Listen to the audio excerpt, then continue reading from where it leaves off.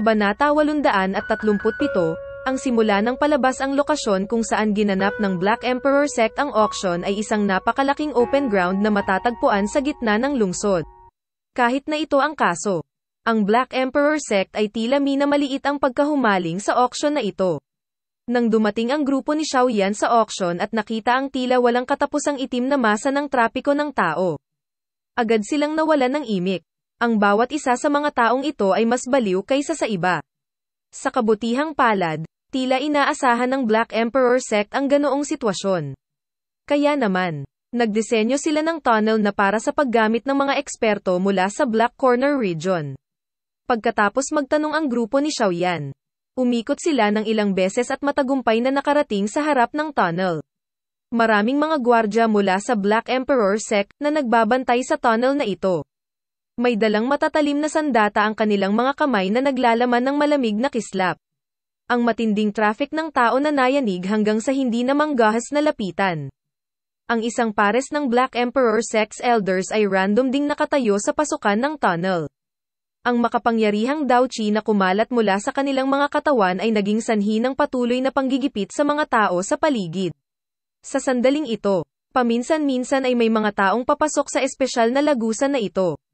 Sa bawat oras na mangyari ito, makakaakit ito ng mababang tandang mula sa napakaraming tao sa paligid.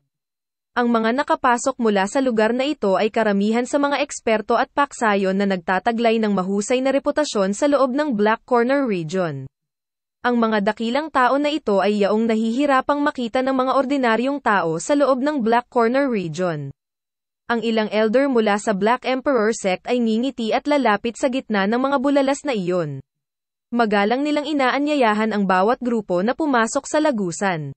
Ang tatlong grupo ng lalaki ni Xiaoyan ay dahan-daang umakyat sa hagdan sa harap ng maraming titig.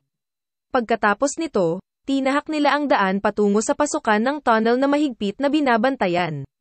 Ang maraming tingin sa paligid ay sumulyap sa tatlong dayuhang figura. Dalawa sa kanila ay ganap na nakabalot sa malalaking itim na damit. Kahit na ang tabas ng kanilang mga katawan ay hindi nahayag sa ilalim ng takip ng mga anino ng robe. Ang taong nakakuha ng pinakamalaking atensyon sa tatlo ay ang nakaputing damit na Little Fairy Doctor na may puting snow na buhok. Ang kanyang ethereal na kilos ay naging dahilan ng pagliwanag ng mga mata ng napakaraming tao. Sino ang mga bihasang individual na ito? Bakit hindi namin narinig ang tungkol sa kanila? Hindi ako sigurado. Galing ba sila sa labas ng Black Corner Region? Ang hitsura ng munting diwata na doktor na lubhang banyaga sa mga tao mula sa Black Corner Region. Kaagad, maraming tao ang nagsimulang makisali sa mga pribadong pag-uusap na may ilang kawalan ng katiyakan.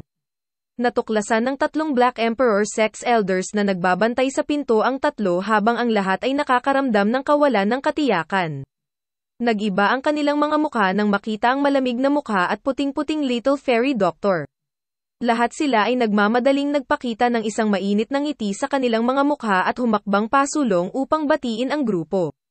Mga ad ng pop future mula sa kanilang ugali. Malinaw na alam na nila ang lakas ng Little Fairy Doctor. Malamang na naroroon din sila sa bagyong iyon sa pagpino ng tableta noon. Keke, Mr. Yan Xiao. Dumating ka na sa wakas. Isang Black Emperor Sect's elder na nakaberdeng robe ang itinaas ang kanyang mga kamay kay Xiaoyan at tumawa. Si Xiaoyan, naganap na nakatago sa ilalim ng isang itim na damit, ay random na tumango sa elder na ito. Hindi siya sumagot ng hindi kailangan. Ang elder ay hindi nang ahas na medama ang kaunting kawalang kasiyahan mula sa medyo mapagmataas na paraan. Ang kakayahan ng isang alchemist na makapagpino ng isang mataas na grade tier 6 na medicinal pill ay malayo sa kung ano ang maihahambing niya, isang Black Emperor Sect elder. Bukod dito, may isang elite na si Dao Zhang na may malamig na mga mata sa gilid ni Xiaoyan. Keke, pasok ka na. Matapos makipag-usap ng kaunti kay Xiaoyan at makitang hindi interesado ang kabilang partido, mataktikang tumabi ang elder habang patuloy na nagsasalita ng nakangiti. Maraming salamat. Itinaas ni Xiaoyan ang kanyang kamay sa matandang iyon. Tahimik niyang inakay ang dalawa pa at pumasok sa espesyal na nakalaan na lagusan. Pagkatapos nito, nawala sila sa mga mata ng lahat. Yung babaeng yun. Ang lamig talaga ng aura niya. Ang Daoqi sa loob ng aking katawan ay halos tumigil sa pag-ikot habang nakatayo sa tabi niya. Talagang karapat-dapat siyang maging isang piling tao na si Dao Zhang. Pinunasan ng nakaberdeng damit na elder na iyon ang malamig na pawis sa kanyang mukha matapos mapanood ang grupo ni Xiao Yan na nawala sa loob ng tunnel. Sa wakas, nagsalita siya na may matagal na takot sa kanyang boses. Dapat si Yan Xiao na iyon ang taong nagpipino ng mga medicinal pills noon, tama ba? How unexpected. Talagang nagtataglay siya ng ganoong tagumpay sa murang edad. Kung ikukumpara sa kanya, kahit ang junior sect leader ay medyo mababa. Isang matanda ang mahinang bumantong hininga. I really wonder kung ano ang background nila. Hindi pa namin narinig ang 3 taong ito sa loob ng Black Corner region. Isa pang matandang lalaki ang sumimangot at bumulong. Kalimutan mo na. Ang mga bagay na ito ay hindi mga bagay na dapat nating isipin. Umiling ang nakaberdeng nakasuot na elder. Nilaybot niya ang kanyang tingin sa lagusan bago niya nakita ang isa pang grupo ng mga tao na sumusulpot.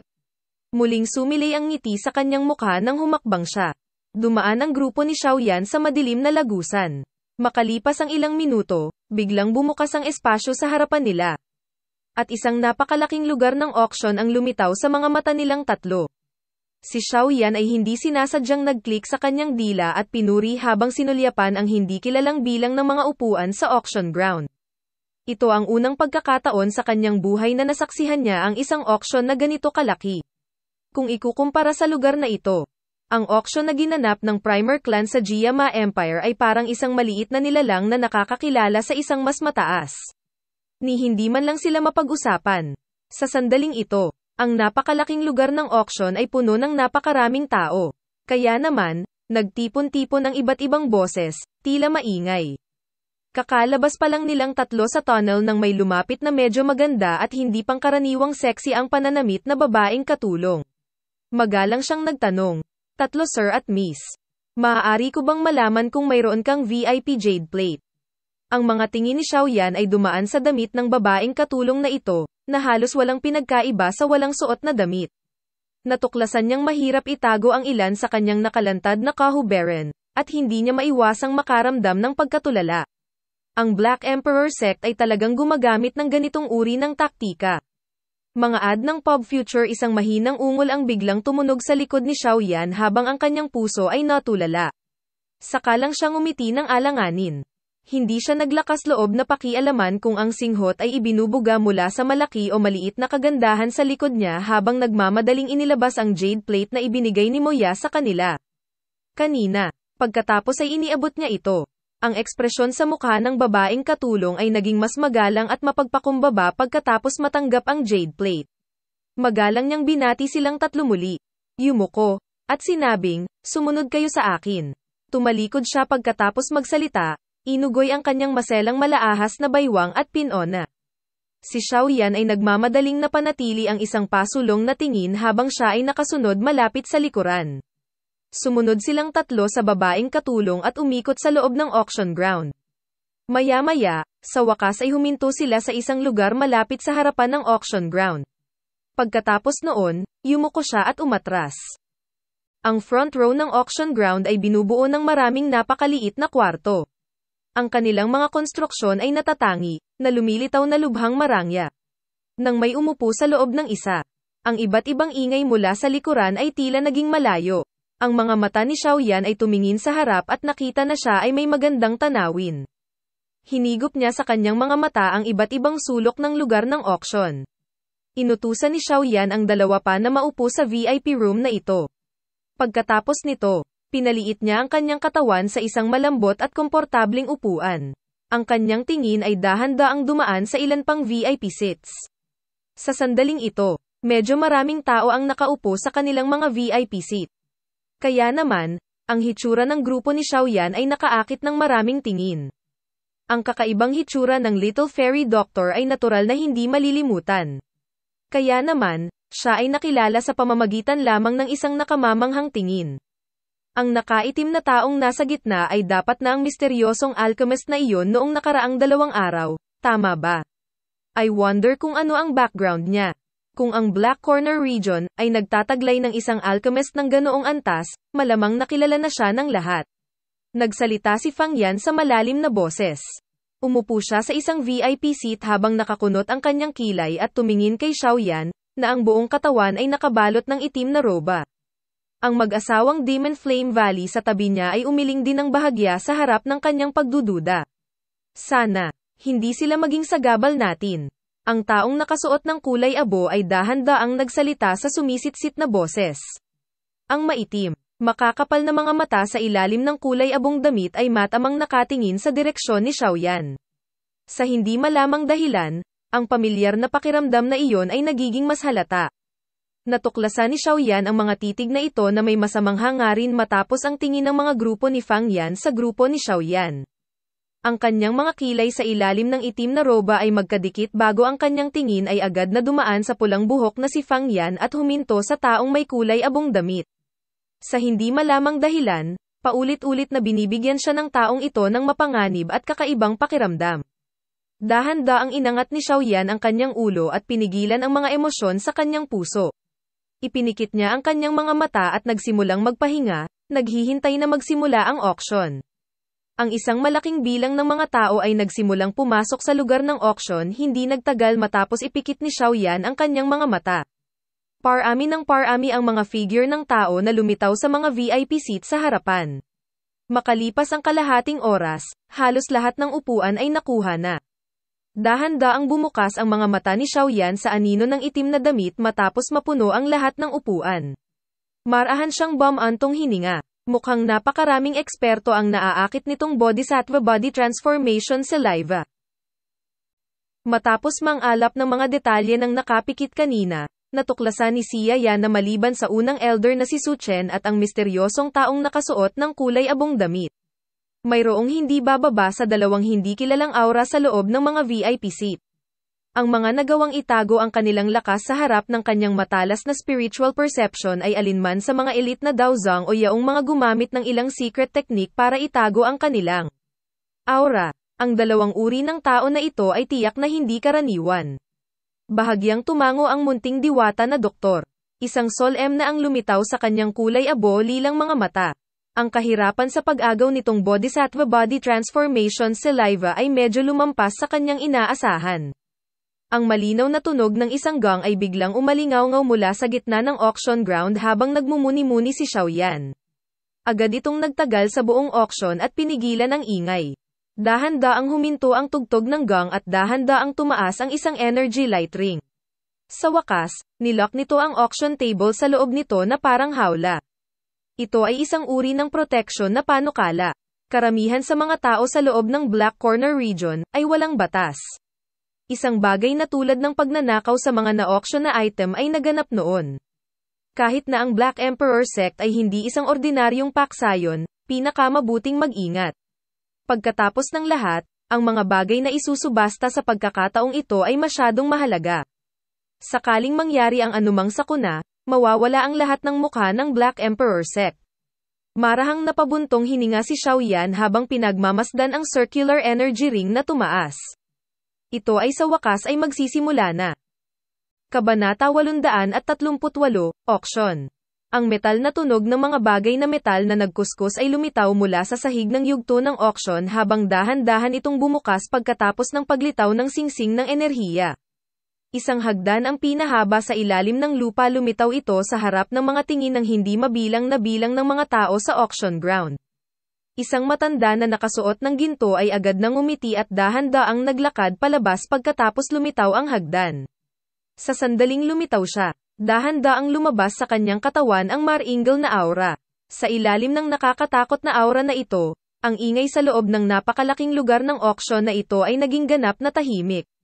Ang lakas ng aura. Sa tingin ko ang taong ito ay dapat na maging pinuno ng sekta ng Black Emperor Sect, si Mo Tianxing.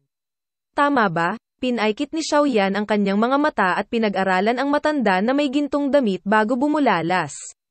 Oo, malabong tumango ang munting diwata na doktor. Ang Mo Tianxing na ito ay hindi mas mahina kaysa sa matandang hindi mamamatay mula sa 10,000 Scorpion Gate noon. Malamang na mas malakas pa siya. Haha, ang dating ako ay si Mo Tianxing. Sa tingin ko, marami akong kaibigan na nakakakilala sa akin. Ngayon, ang aking Black Emperor Sect ay nag-oorganisa ng isang auction. Kaya ang matandang ako ay dapat munang magpasalamat sa lahat sa pagsali sa amin. Si Mo Tianxing, na lumitaw, ay dahan-daang nagpunas ng tingin sa paligid niya. Ang kanyang tingin ay huminto saglit sa bawat oras na ito ay dumaan sa isang tiyak na punto. Ang kanyang malinaw na tawa ay umalingaw-ngaw sa tabi ng tainga ng bawat isang tao sa loob ng bakuran ng auction. Ang mga salita ni Mo Tianxing ay pumukaw din ng tawa mula sa ilan sa mga paksayon sa mga VIP seat. Ang Black Emperor Sect ay isang matandang paksayon sa Black Corner region, na hindi bumagsak pagkatapos ng napakaraming taon. Nagtaglay din ito ng malawak na network ng mga kaibigan. Si Mo Tianxing mismo ay nakipagkaibigan din sa mga tao mula sa lahat ng dako. Napakaraming eksperto na naroroon ang nagkaroon ng malalim o mababaw na pakikipagkaibigan sa kanya. Natawa din si Mo Tianxing nang marinig niya ang halakhak na ito. Agad na lumipat ang kanyang mga mata, sabay tingin sa paligid bago huminto sa isang lugar sa loob ng VIP area. Ito ay nagkataon na ang mga upuan ng tatlong grupo ng lalaki ni Xiaoyan. Nakatuon ang kanyang tingin kay Xiaoyan. Naramdaman ang titig ni Mo Tianxing. Ang mga mata sa ilalim ng itim na damit ni Xiaoyan ay itinaas. Nagkatinginan sila at agad naman siyang binigyan ng isang matamis na ngiti. Haha, sa palagay ko lahat ay may malaking inaasahan para sa auction na ito. Sa makatuwid, ang dating ako ay hindi na magsasabi ng anumang mga salita na magdudulot ng sama ng loob. Tumawa ng mahina si Mo Tianxing sa ilalim ng hindi mabilang na bilang ng mga tingin. Gayunpaman, ang dating ako ay magbibigay ng paalala sa lahat. Sa tingin ko, alam ng lahat dito ang mga patakaran ng auction. Kung sino mang bulag ang nagnanais na kumilos ng ligaw sa teritoryo ng aking Black Emperor Sect. Ang matandang ako ay magbibigay sa taong iyon ng ilang mahihirap na salita ng babala sa harap ng maraming tao dito. Hahayaan kitang magdusa sa isang kapalaran kung saan hindi ka maaaring magmakaawa na mabuhay o mamatay. Ang napakalaking auction ay naging ganap na tumahimik pagkatapos ng mga salita ni Mo Tianxing, na nagtago ng isang malamig na kahulugan. Maging ang mga mukha ng ilang mabangis at walang awa na tao ay nagbago habang nakatingin sila sa walang awa na mga mata ni Mo Tianxing. Agad nilang sinimulan na tahimik na bawiin ang ilan sa kanilang hindi regular na pag-iisip. Talagang karapat-dapat siyang maging isang piling tao na si Dao Zhang. Ang ugali na ito, hindi napigilan ni Xiaoyan ang pag-iling ng kanyang ulo nang maramdaman niya ang pagiging mahigpit sa mga salita ni Mo Tianxing. Nagagawang umasa sa kanyang lakas upang hadlangan ang mga eksperto na nanggaling sa lahat ng panig ng Black Corner region na ito. Ang isang elite na si Dao Zhang ay talagang ganito kalakas. Haha, sa susunod, aanyayahan namin ang lahat na tamasahin ang grand auction ng aking Black Emperor Sect. Nakangiting nagsalita si Mo Tianxing matapos makitang nakamit ang deterrent effect. Sa isang iglap ay nawala na ang katigasan ng kanyang mga mata. Muli niyang ikinulong ang kanyang mga kamay patungo sa ilang mga pwesto sa VIP seat pagkatapos niyang tumunog ang kanyang mga salita. Pagkatapos nito, dahan-dahan siyang umatras mula sa yugto ng auction. Muling naghiwalay ang ground ng auction stage matapos umatras si Mo Tianxing. Lumitaw ang ilang landas at isang maputi ang buhok na masiglang matandang lumabas na nakangiti. Isang grupo ng magagandang babaeng katulong ang may dalang mga pilak na plato papunta sa entablado na parang mga paru-paro sa likuran niya. Pagkatapos nito, magalang nilang ilalagay ang pilak na plato sa mga inihandang auction table. Pagtingin sa ibaba mula sa itaas, makikita ng lahat na may ilang mga pilak na plato na kumikinang na may mahinang liwanag. Hihi. Next, magiging auction appetizer natin. Isang scroll na naglalaman ng daliri na Dao technique. Nakangiti ang maputing buhok habang tinuturo ang isang platong pilak sa harapan niya. May nakalagay na Snow White scroll dito. Sky Feather Finger, Zuan Class Middle Level. Ang isang daliri Dao technique ay kadalasang bihira. Bagamat medyo mahirap ang pagsasanay, nakakakuha ito ng elemento ng sorpresa kapag nakikipaglaban sa ibang tao. Lahat ng nakaupo dito ay hindi ordinaryo. Sa tingin ko, dapat malaman ninyong lahat kung gaano kahirap makitungo sa isang daliri Dao technique. Kinuha ng matandang may puting buhok ang scroll at mahinang tumawa. Ayon sa totoong presyo ng Sky Feather Finger, ang panimulang bid ay dapat na higit sa 300,000. Dahil ito ang unang item.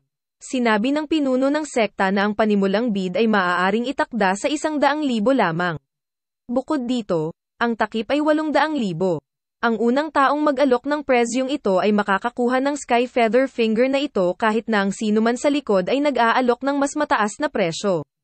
Lahat. Hindi mo dapat palampasin ang pagkakataong ito. Malinaw na matagal nang nagsusubasta ang maputing buhok na matandang ito. Parang kakaiba ang karanasan niya sa paggawa nito. Naglapat lamang siya ng isang simpleng taktika sa pagbebenta, at agad na napukaw ang kapaligiran sa loob ng lugar ng auction. Ang 100,000 gintong barya ay wala para sa karamihan ng mga taong nakaupo sa lugar na ito. At saka, itong Sky Feather Finger ay talagang gaya ng sinabi ng una. Ang tunay na presyo nito ay lumampas sa 100,000. Kaya naman, ang mga bid ay agad na sinisigawan ng isa-isa sa loob ng napakalaking auction ground na ito pagkatapos ng mga salita ng matanda. Nang marinig ang mga alon ng nagbibid na boses sa paligid niya, kahit si Xiaoyan ay hindi maiwasang tumingin sa maputing buhok na matandang ito sa isang bagong liwanag. Hindi inaasahan na ang Black Emperor sect na ito ay talagang puno ng talento. Nagplano si Xiaoyan na maghanap ng Dao technique na nasiyahan siya sa auction na ito. Bagamat may interes siya sa tinatawag na Finger Dao technique, wala siyang intensyon na mag-auction para sa Sky Feather Finger na ito. Ang antas ng Dao technique na ito ay medyo mababa at hindi gaanong nakakaakit sa kanya. Sa kasalukuyang paningin ni Xiaoyan, kahit anong Dao technique maliban sa klase ng D ay mahihirapan siyang maging interesado. Pagkatapos ng lahat, ang kasalukuyang siya ay hindi na ganoon kalambot. Batang baguhan mula noon na magiging labis na matutuwa kapag si Yao Lao ay random na hahagisan siya ng Dao technique. Dahan-daang sumandal ang katawan ni Xiaoyan sa malambot na sandalan ng upuan. At bahagyang naningkit ang kanyang mga mata. Alam niyang kasisimula pa lang ng auction. Ang tunay na magagandang bagay ay darating pa rin. Ang mga naunang bagay ay hindi makakakuha ng kahit kaunting atraksyon para sa karamihan ng mga tao sa mga VIP na upuan. Walang sinumang tao sa mga VIP seat ang nagbuka ng kanilang mga bibig para tumawag ng bid para sa tinatawag na Sky Feather Finger. Dahan-daang tinapat ng daliri ni Xiaoyan ang armrest. Hindi niya maiwasang mapailang nang marinig ang pagtaas ng presyo sa loob ng auction ground. Ang orihinal na 100,000 presyo ay tumaas na sa 570,000 sa simpleng taktika ng matanda. Bukod dito, sa hitsura nito, tila walang bakas ng pagbagal nito. Si Xiaoyan ay tila nanonood ng isang palabas. Nagpatuloy ang bidding na ito nang humigit kumulang 15 minuto bago ito unti-unting huminto. Sa sandaling ito, ang 100,000 tag ng presyo ay itinaas na sa presyo ng kisame, na 800,000. Napangiti ang maputing buhok habang nakikinig sa unti-unting pagtigil ng mga bid. 800,000. Lumampas na ito sa halaga ng Dao technique na ito. Kung ito ay karaniwang auction, malamang na mahihirapan itong abutin ang presyong ito.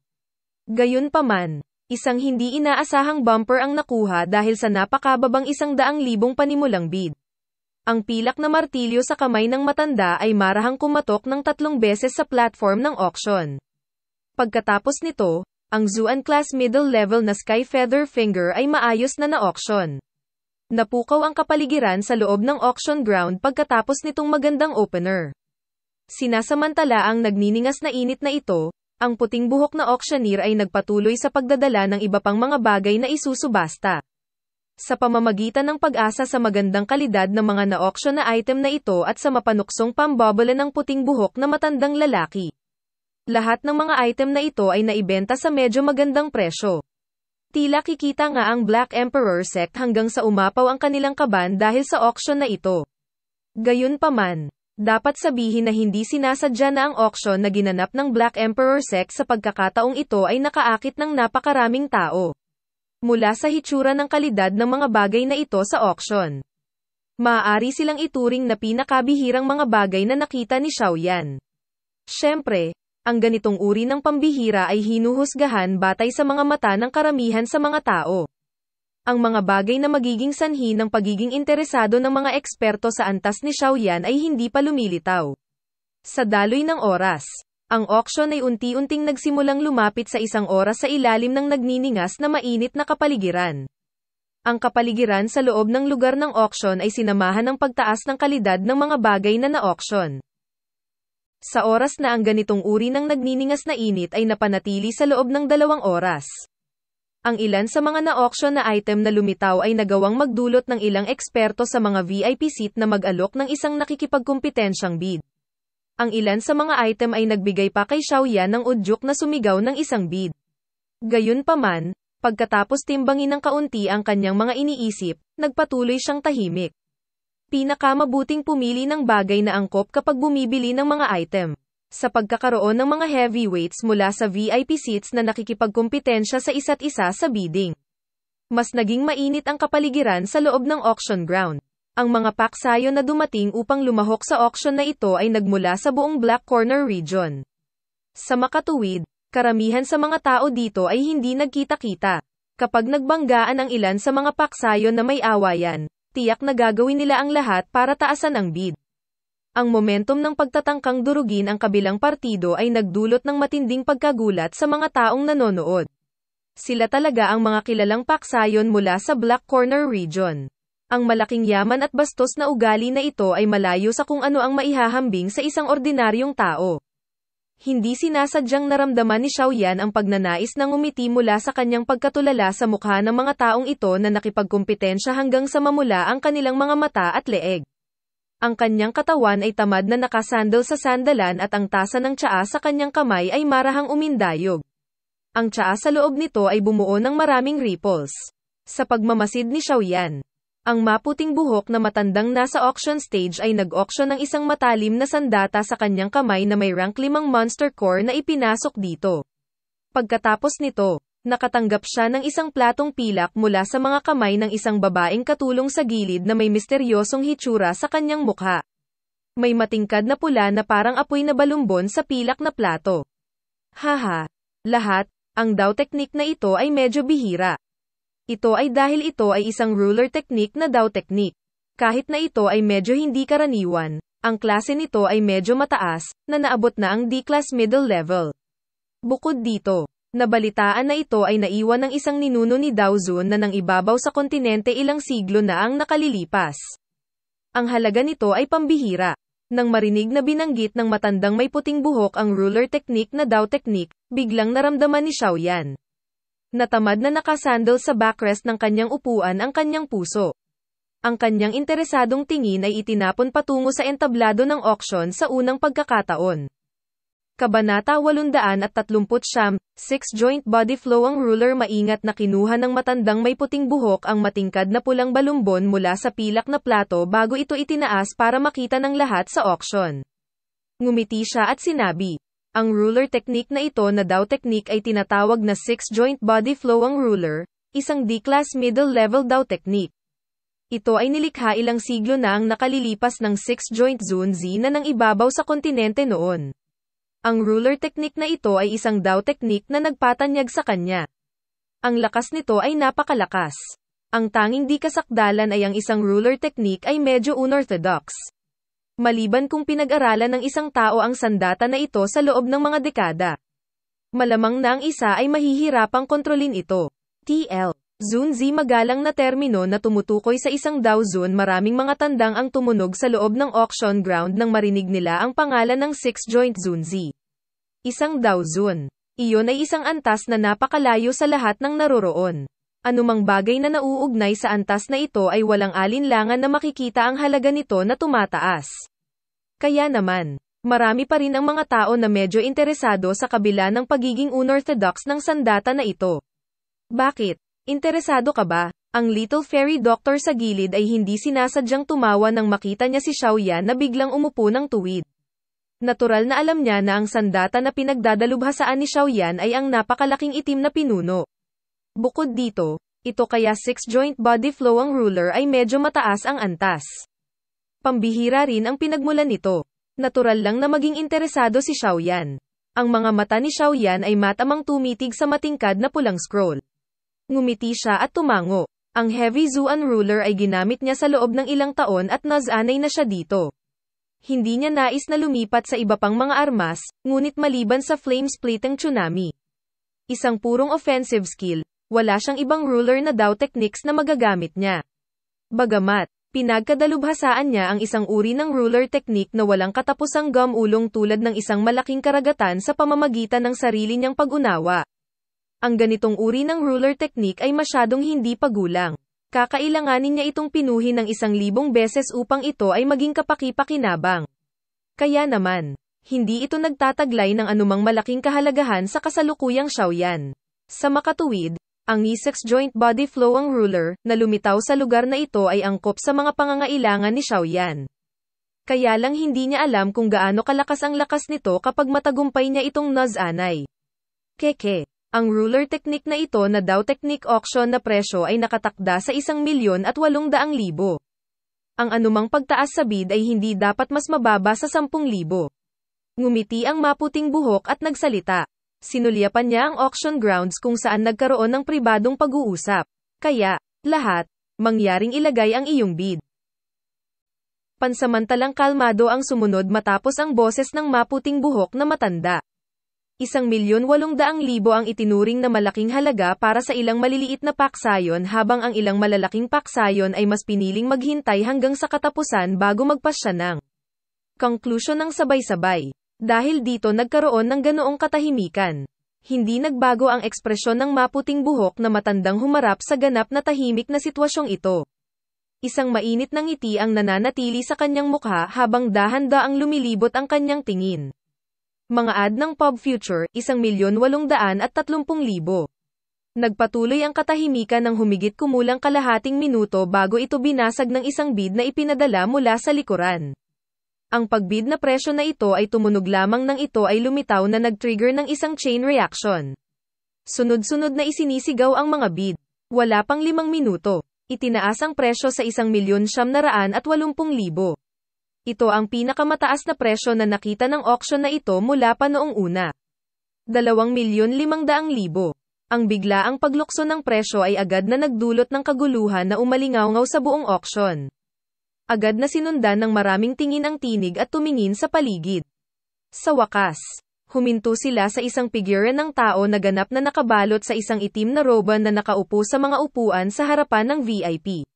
Ang taong sumigaw ng bid ay natural na si Shaoyan. Nagkaroon siya ng interes sa E6 Joint Body Flow ang ruler na ito. Gayunpaman, wala siyang masyadong maraming gintong barya sa kanya. Pagkatapos idagdag ang mga ito, mayroon lamang halos 3,000,000 o higit pa. Gayunpaman, malinaw niyang alam na walang kabuluhan ang dahan-daang pagdaragdag ng mga bid sa ganitong uri ng auction.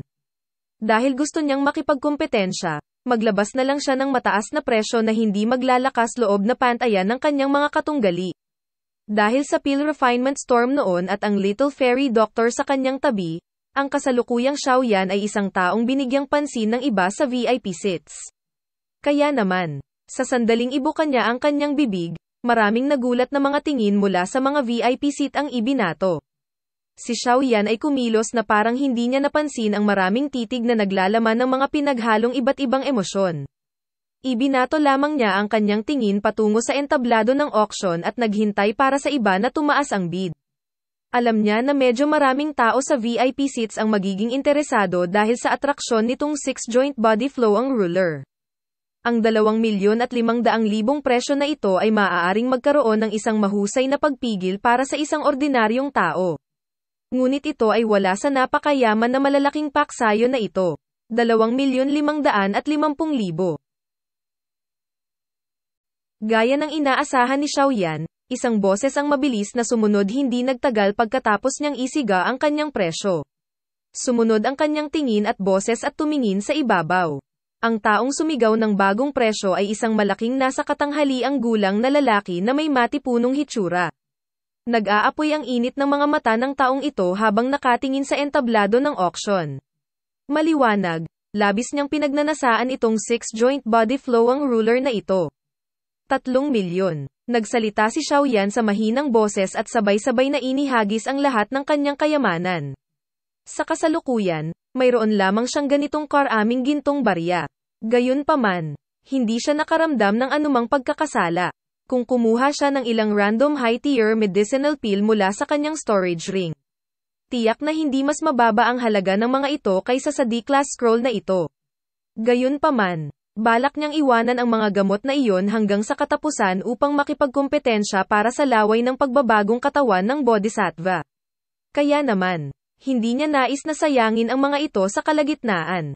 Kaya naman, maliban na lang kung wala siyang ibang mapagpipilian, makabubuti kung hindi siya umiinom ng anumang gamot na panggamot. Ang walang awa na pagtaas ni Xiaoyan sa kanyang bid ay naging dahilan upang magbago ang ekspresyon ng nasa katanghaliang gulang na lalaking iyon. Papatigasin na sana niya ang kanyang puso at magpapatuloy ng may 2 taong nasa tabi niya na naglahad ng kanilang mga kamay at hinayla siya pabalik. Ang pagkakasala sa isang tier 6 na alchemist at isang elite na si Dao Zhang para lamang sa scroll ng isang ruler na Dao technique ay hindi sulit. Nagising ang malaking katanghaliang lalaki mula sa matinding init na dulot ng 6-joint body flow ang ruler matapos siyang pigilan ng kanyang mga kasama. Lumingon ang kanyang tingin sa gilid ni Xiaoyan at nagkataon na nakita ang walang pakialam na mga mata ng Little Fairy Doctor. Nanginginig ang buong katawan niya habang nakalunok ng laway. Ang tanging nagawa niya ay mapait na bumalik sa kanyang upuan. 3 milyon. Mayroon bang mas mataas na presyo? Nakangiti ang maputing buhok habang lumilingon sa paligid at nagtatanong. Ang presyong ito ay hindi lumampas sa halaga ng 6-joint body flow ang ruler, ngunit alam din niya kung ano ang kinakatawan ni Xiaoyan at ng Little Fairy Doctor. Ang isang ordinaryong tao ay hindi maglalakas loob na gawin ang lahat upang magbid laban sa kanila kahit na gusto nila. Tila kailangan nilang malugi ng kaunti sa auction nitong 6-joint body flow ang ruler. Ang mga salita ng maputing buhok na matanda ay umalingaw-ngaw sa bakuran ng auction. Wala pa ring reply after a while. Kung titingnan ang paraan ng pagbibid ni Xiaoyan sa parehong pagkakataon, malinaw na balak niyang makuha ang 6-joint body flow ang ruler sa lahat ng paraan. Ang isang ordinaryong tao ay hindi maaring makipagkumpetensya sa kanya habang ang mga tao sa VIP seats ay hindi nais na bumuo ng away sa kanya dahil sa katayuan ni Xiaoyan bilang isang tier 6. Alchemist at ang lakas ng Little Fairy Doctor. Ang kanilang pinakalayunin ay ang Bodhisattva Body Transformation Saliva. Ang pagkakasala sa isang tier 6 na alchemist at isang Dao Zhang dito ay hindi isang matalinong gawa. Nagpatuloy ang katahimikan sa auction ground ng humigit kumulang kalahating minuto bago walang magawang umiling ang maputi ang buhok. Ibababa na sana niya ang maliit niyang martilyo nang biglang may tumunog na boses. 3,100,000. Ang biglaang bid na sumigaw ay nagdulot ng pagkagulat sa maraming tao. Agad na sinundan ng mga tingin nila ang boses at nagtinginan. Ilang sorpresa ang bumungad sa kanilang mga mata.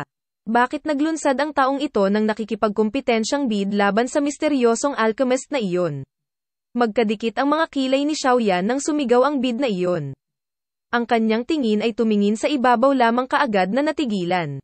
Isang kakaibang ekspresyon ang bumungad sa kanyang mukha. Ito ay walang dahilan maliban sa isa na nagbigay ng bid ay hindi isang estranghero kundi ang kanyang pangalawang kapatid na lalaki, si Xiaoli. Ang Little Fairy Doctor at Ziyan ay parehong namangha sa hindi inaasahang pangyayari. Napangiti naman silang dalawa. Hindi inaasahan na ang dalawang magkapatid na ito ay nauwi sa pakikipagkumpetensya sa isa't isa. Sa harap ng maraming nakatulala na titig, si Xiaoli, na tumayo, ay nagpakita ng malamig at mahigpit na mukha na natatakpan ng walang magawa, mapait na ngiti. Alam niya na ang pagbibigay ng bid sa sandaling ito ay malinaw na nagpapahirap sa misteryosong alchemist na iyon. Gayunpaman, malinaw na malakas ang ruler technique na ito na Dao technique. Maaaring hindi siya dalubhasa sa mga diskarte sa ruler, ngunit kailangan niyang isaisip ang kanyang ikatlong kapatid. Alam niya na ang sandata ng kanyang ikatlong kapatid ay isang malaking pinuno. Ang lakas ng huli ay tiyak na tataas ng husto kung ang Dao technique na ito ay dumapo sa kanyang mga kamay. Kaya naman, pagkatapos ng paulit-ulit na pag-aalinlangan, sa wakas ay hindi na siya nakatiis at nauwi sa pagsigaw ng presyo. Sa tabi ni Xiaoli, ang ekspresyon ni Su Chen ay isa ring walang magawa. Alam niya na ang bid ni Xiaoli ay dahil kay Xiaoyan. Gayunpaman, masasaktan nila ang misteryosong alchemist na iyon sa pamamagitan ng pagbid. Ang pinakamahalaga, ang pananakit sa misteryosong alchemist na iyon ay katumbas ng pananakit sa babaeng nakasuot ng puti. Bagamat nakaramdam siya ng kawalan ng kakayahan sa kanyang puso, hindi sinubukan ni Su Chen na pigilan si Xiaoli. Alam niyang palaging iniisip ni Xiaoli si Xiaoyan at natural na hindi niya ibibigay ang ganoong pagkakataon para payagang umangat ang lakas ni Xiaoyan. Ito ay kahit na ang paggawa nito ay maaaring makasakit sa isang tier 6 na alchemist at isang elite na si Dao Zhang.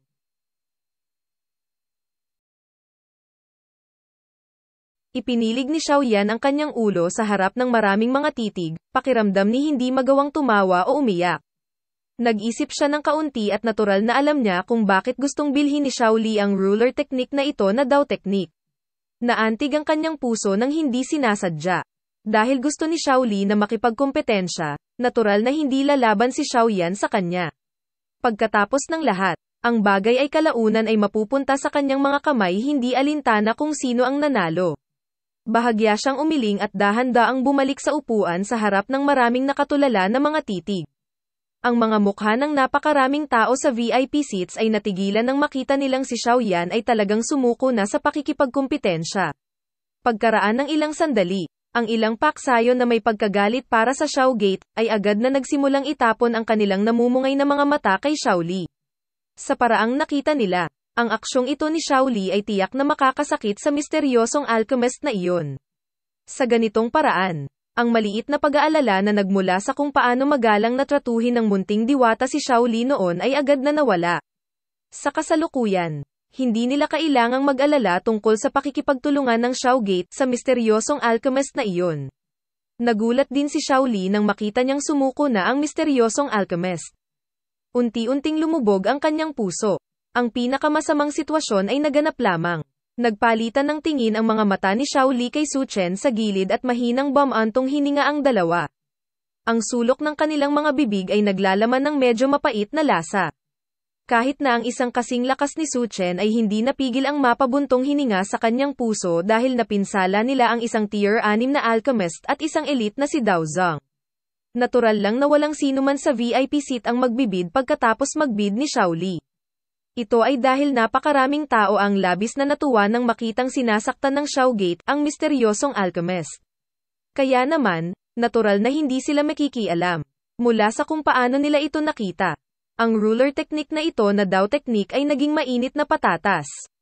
Ang sinumang humila nito sa kanilang mga kamay ay bubunutin ang puot ng misteryosong alchemist. Sa ganitong ugali ng lahat, ang D-Class Middle Level na E6 Joint Body Flow ang susunod na kabanata ay madaling nakuha ni Xiao Li. Maraming salamat, paki-like, share at subscribe.